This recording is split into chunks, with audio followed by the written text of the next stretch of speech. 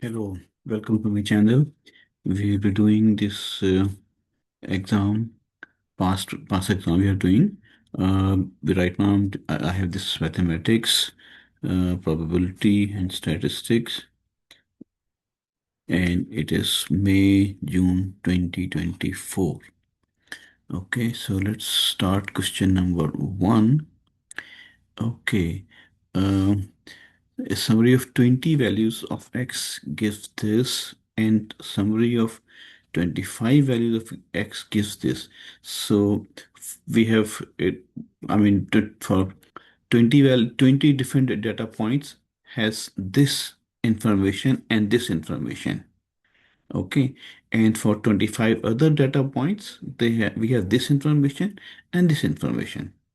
Okay, so from this piece of information, we need to find the mean of all 45 values of x, right?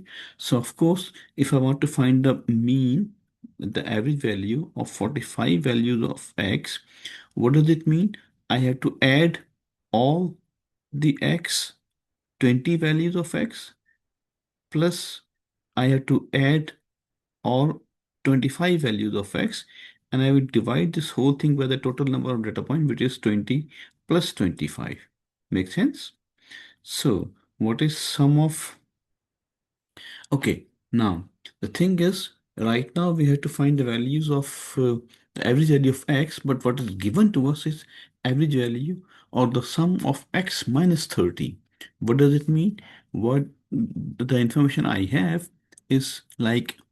Okay, let me write it down. Let me write it here.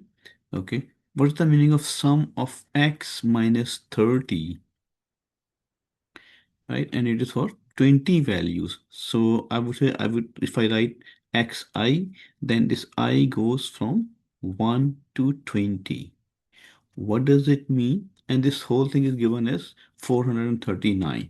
So what's the meaning of this expression? It means that x1 minus 30 plus x2 minus 30, and so on up till the last value, which is x of 20 minus 30, right? So this information, you can see it is equal to x1 plus x2 plus x20. With another word, I can write it as sum of xi, where I goes from 1 to 20, and minus 30 minus 30 so this 30 is coming 20 times, so it is 20 times 30. Make sense? And this whole thing is equal to 439. Okay, so from here you can see that sum of xi, where I goes from 1 to 20, it is equal to 439, and plus 20 times 30. Okay, so in the same way, the sum of xi, where I goes from 1 to 25, right? This is equal to 470, and plus 25 times 30. Okay, so now if I want to find the average value of x, so as I said over here, that I need to find the sum of all the values, right? And divide by the total number of points. So sum of all the values, you can see it is 439 plus 20 times 30 is 600, right? And plus from here, it is 470 plus 7500. So 750, and divided by 20 plus 25. Okay, so from here, what do we get if I calculate all these numbers? It is 439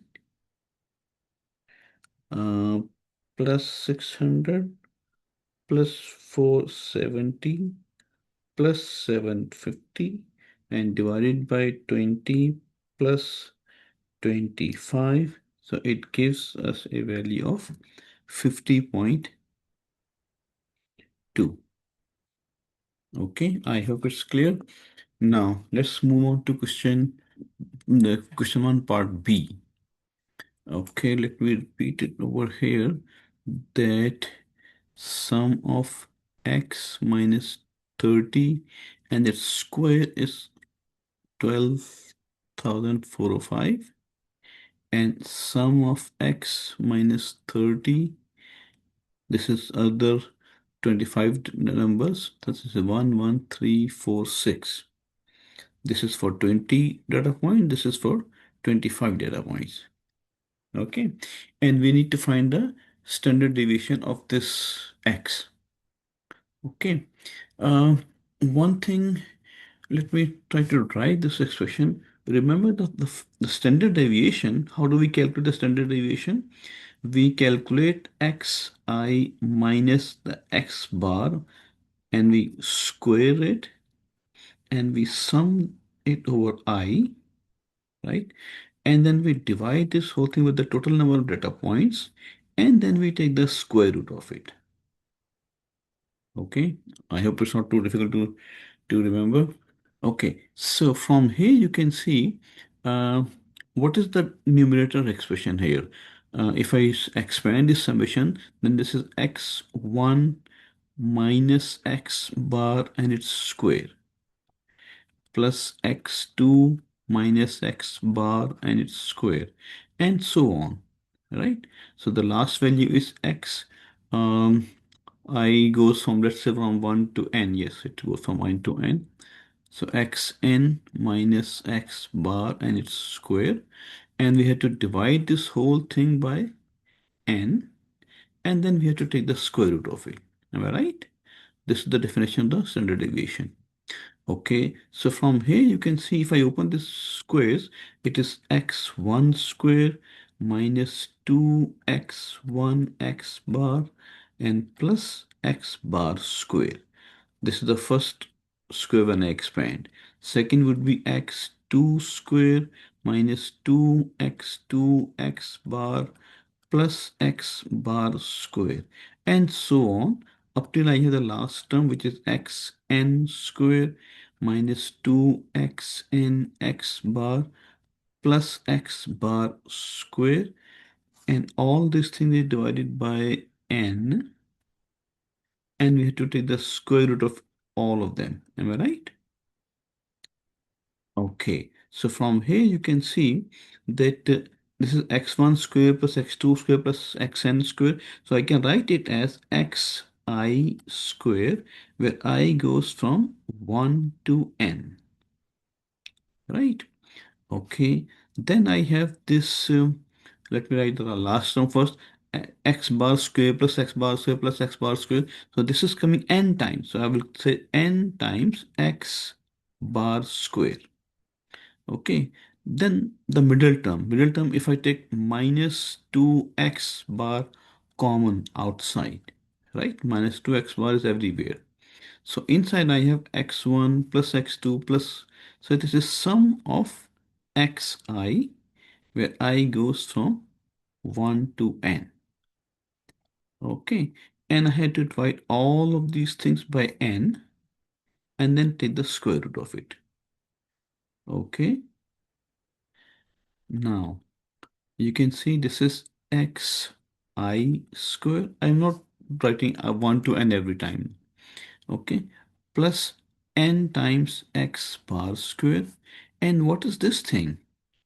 This is uh, minus 2x bar. Okay, and what I will do, I will, yes, if I divide this whole thing by n separately, and this term by separately. So this is sum of xi and divided by n. Can I write it like this? Okay. And you can see this is xi square, sum of it. Okay, divided by n, right? writing it separately, plus this term would be x bar square only, and cancel with this n, and minus 2x bar, and this whole thing is x bar again, right? This is the average of this data. So this is x bar square. Okay, so this can be simplified as x I square over n, and minus x bar square and under the root. So this will give us the standard deviation of this data like this. Okay, now remember, if I have some data points x1, x2, x3, and if I subtract a constant from everyone, so I define a new variable y, which is x minus a constant, let's say b, or b is 30 here, for example, right? So in part A, we saw that how the average of this guy and this guy are related to each other. Now we are trying to talk about the standard deviation of these two variables x and y. So if you think about subtracting a constant number from all the data points will not change the standard deviation. Okay, is it clear or no? You should be convinced about it. If you have any doubt, you can ask me, like, and I will explain it. But anyway, if you subtract a constant number from all the data points, the standard deviation will not change. So, whatever is the standard deviation of x, same is the standard deviation of y, right? Okay, so we need to find the standard deviation of x in this question. So I will try to find the standard deviation of y instead, which is the same, right? Okay, so the standard deviation of y I'm trying to find out. Okay, and how can we find this? If I try to use this formula, it is sum of squares, right? Sum of squares of all the data point. So can I say this is sum of y20 square plus, sorry, sum of y25 square and divided by 20 plus 25. This is same as this expression. Okay, what are we trying to do? We're trying to add the squares of all the data point, right? Minus the average square. Now, what was the average of this y? Uh, it was, okay, let me write it as it is. The, the, the 20 values, that's right. Okay, and in the same way, uh, yes, plus, sorry, this is sum of 20 values plus sum of these 25 values. And if I divide this whole thing by 20 plus 25, and then I will make the square of this, and then I will take the square root of all of this. Did it make sense or no? You see, what I'm doing over here, I'm trying to find the mean value of the data point of y. Okay. In fact, we did the same thing in part one. Okay. Did we do? No, sorry. In part one, we were trying to find the average value of x, but now I'm talking about the average value of y, right? Okay. So anyway, so this is giving me the average value of the y, right? Okay. So let's try to use this formula. Uh, Sum of y20 square. What does it mean? I just wrote it here, that 20 data points of y and then square value, and this y is basically x1 is 30, so it is, this part is going to be 12,405 plus this number is 11,346. So we divide this thing by 20 plus 25 minus. Okay, so sum of 20 values, I have to go back here. So this is 439,